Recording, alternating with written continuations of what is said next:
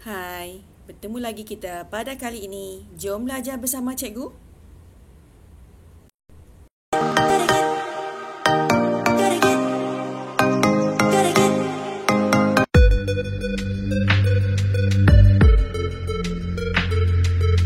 Tema Sains Hayat, tajuk Tumbuhan, Standard Kandungan 4.1, Tumbuhan bergerak balas terhadap rangsangan. Standard Pembelajaran 4.1.1 menyatakan tumbuhan bergerak balas terhadap rangsangan melalui pemerhatian menerusi pelbagai media. 4.1.2 menghubung kait bahagian tumbuhan yang bergerak balas dengan jenis rangsangan.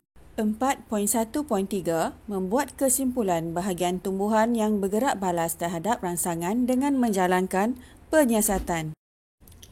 Assalamualaikum dan salam sejahtera. Selamat bertemu kembali bersama Cikgu Hana. Cikgu doakan agar semua berada dalam keadaan sihat, sejahtera selalu. Baiklah, kali ini kita akan belajar Sains Tahun 4, Unit 4, Tumbuh-Tumbuhan. Tajuk kali ini adalah gerak balas tumbuhan terhadap rangsangan. Seperti manusia dan haiwan, tumbuh-tumbuhan juga bergerak balas terhadap rangsangan iaitu air, graviti, cahaya dan sentuhan. Jenis-jenis rangsangan yang menyebabkan tumbuhan bergerak balas ialah air, graviti, cahaya dan sentuhan.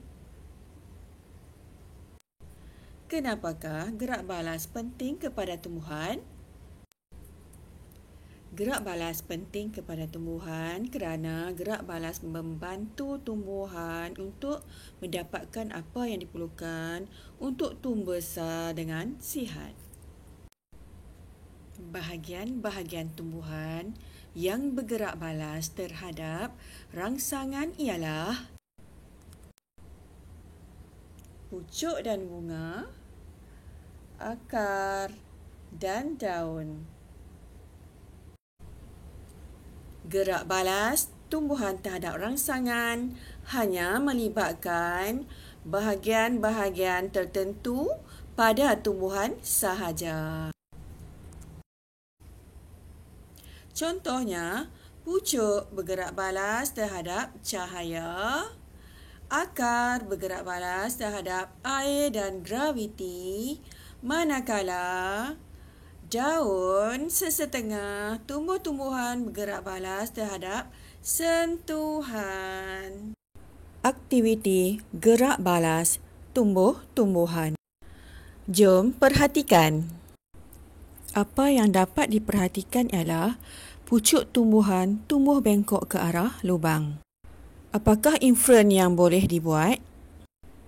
Pucuk tumbuhan tumbuh bengkok ke arah lubang pada kotak kerana pucuk tumbuhan bergerak balas terhadap cahaya. Apakah kesimpulan yang boleh dibuat? Pucuk tumbuhan bergerak balas terhadap cahaya. Jom perhatikan gerak balas akar terhadap air. Apakah pemerhatian yang boleh dibuat berdasarkan penyiasatan ini? Pemerhatian, akar anak benih menghala ke arah air. Apakah pemerhatian yang boleh dibuat berdasarkan hasil penyiasatan ini? Pemerhatian, pergerakan akar biji benih kacang hijau tumbuh ke arah tisu basah. Apakah kesimpulan yang boleh dibuat berdasarkan aktiviti di 42A dan 42B? Kesimpulan, akar tumbuhan bergerak balas terhadap air. Jom perhatikan gerak balas akar terhadap graviti. Apakah pemerhatian yang boleh dibuat berdasarkan penyiasatan ini?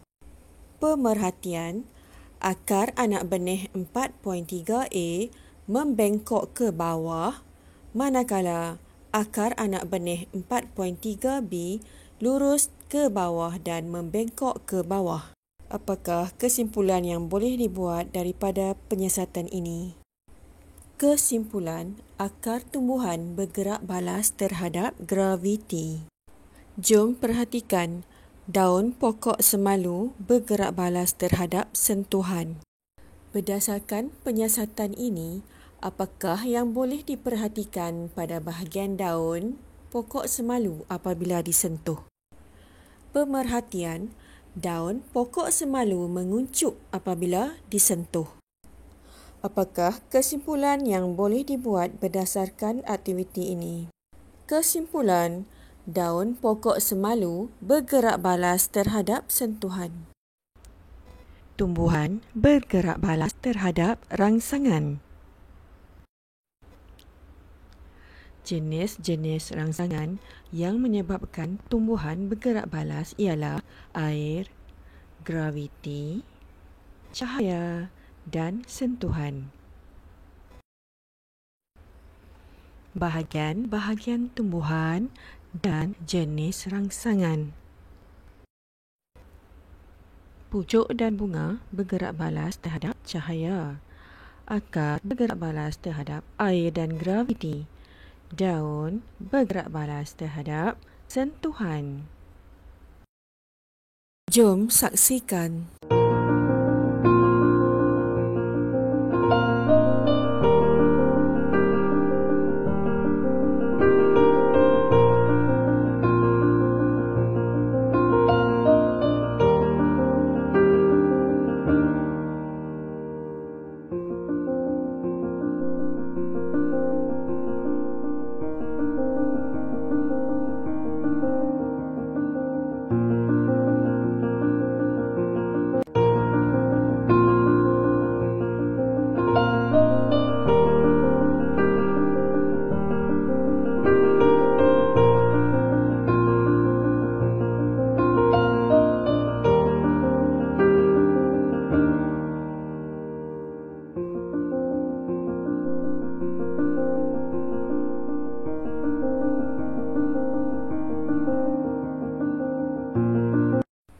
Kesimpulan,